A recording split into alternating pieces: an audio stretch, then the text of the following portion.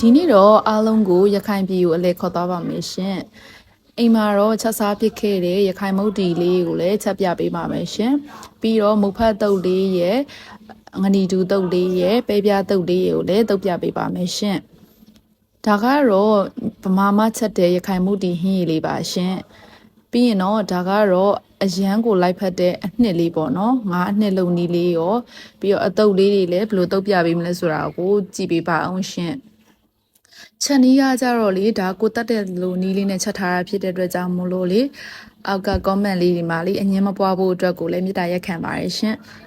ဟုတ်ကဲ့ပါရှင်ဒါဆိုလို့ရှိရင်စပြီးတော့ချက်လိုက်ကြရအောင်နော်ဒီမှာတော့ငချင်းဖြူကိုသုံးထားပါတယ်ရှင်စားရဟင်းချုံမအနှဲငယ်နဲ့ပြုတ်ထားလိုက်ပါမယ်ပြုတ်ပြီးသွားရင်တော့အရိုးလေးတွေထွင်ထားပေးပါနော်ပြီးရင်တော့ငရုတ်သီးစိမ်းတွေကိုပြုတ်ထားလိုက်ပါမယ်ရှင်ဒီမှာတော့နည်းနည်းလေးဆက်ချင်လို့ဆိုပြီးတော့အာဝါသီးလေးကိုလည်းထည့်ပြုတ်ထားပါတယ်ရှင်ကဲငရုတ်သီးလေးတွေကိုတေချာလေးပြုတ်ပြီးပြီဆိုလို့ရှိရင်တော့ရေလေးစစ်ပြီးတော့ထားတာပါမယ်ရှင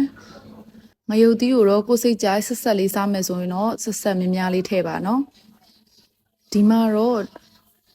ငပိကတော့ဒီဖြူဖြူခိုင်တစ်စိတ်ကိုတုံထားပေးပါတယ်ရှင်ဒါကတော့တဝဲကနေမှာထားတာဖြစ်ပါတယ်ရှင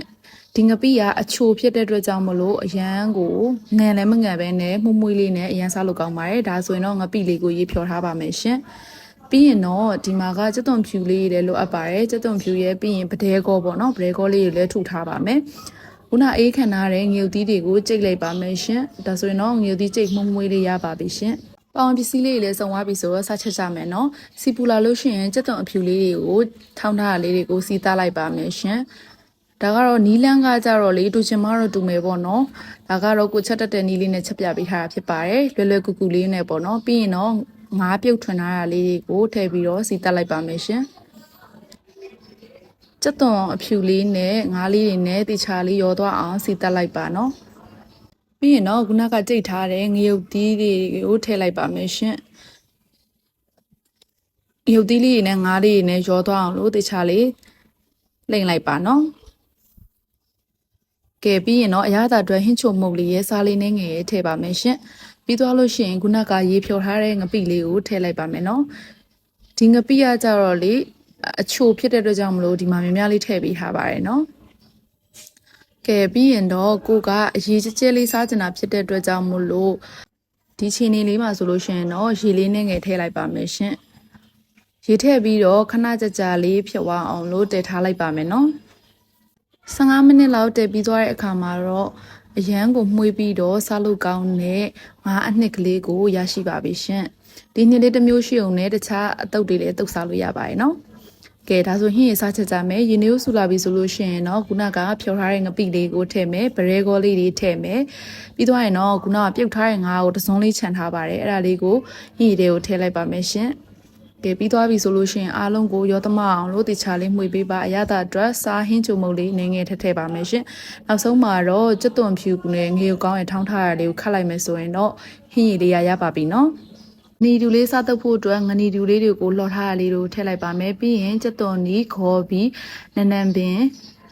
်ပြီးရင်တော့ဒါငပိနဲ့ငရုတ်သီးနဲ့ထောင်းထားတာပါကြက်သွန်ဖြူလေးလည်းပါပါတယ်ရှင်ပြီးရင်တမယာသီးလေးညှက်မယ်ဒါကတော့ချင်းကန်ဆက်လေးပဲဖြစ်ပါတယ်ရှင်ကဲဒီလိုမျိုးအားရပါရလေးနေလိုက်ပြီဆိုလို့ရှိရင်တော့ငန်ဒီတူချောက်တုပ်လေးမှုမွေးလေးရပါပြီရှင်အငန်လေးနဲ့ငယ်လိုရထင်လို့ငပြားလေးနဲ့ထည့်လိုက်ပါတယ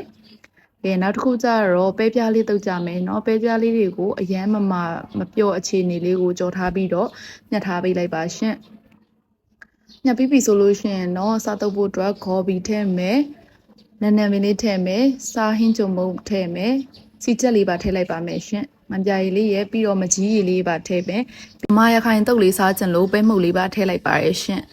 ပြီးသွားပြီဆိုရင်တော့အဓိကငါးအနှစ်လေးပေါ့နော်ငါးနှစ်လေးကိုထည့်ပြီးတော့ရုပ်သီးမှုတ်လေးလည်းထည့်လိုက်ပါရရှင်ပြီးရင်တော့အားလုံးကိုတေချာလေးနှက်ဆက်သွားအောင်လို့တေချာလေးနယ်ပေးလိုက်ပါနော်ဒါကတော့ဗမာရခိုင်တုပ်လေးပဲဖြစ်ပါရရှင်ပဲပြဗမာရခိုင်တုပ်လေးပေါ့နော်ထမင်းဖြူလေးနဲ့ပဲတွဲစားဒီတိုင်းလေးပဲစားအရန်ကိုစားလို့ကောင်းတယ်ပဲပြဗမာရခိုင်တုပ်လေးရပါပြီရှင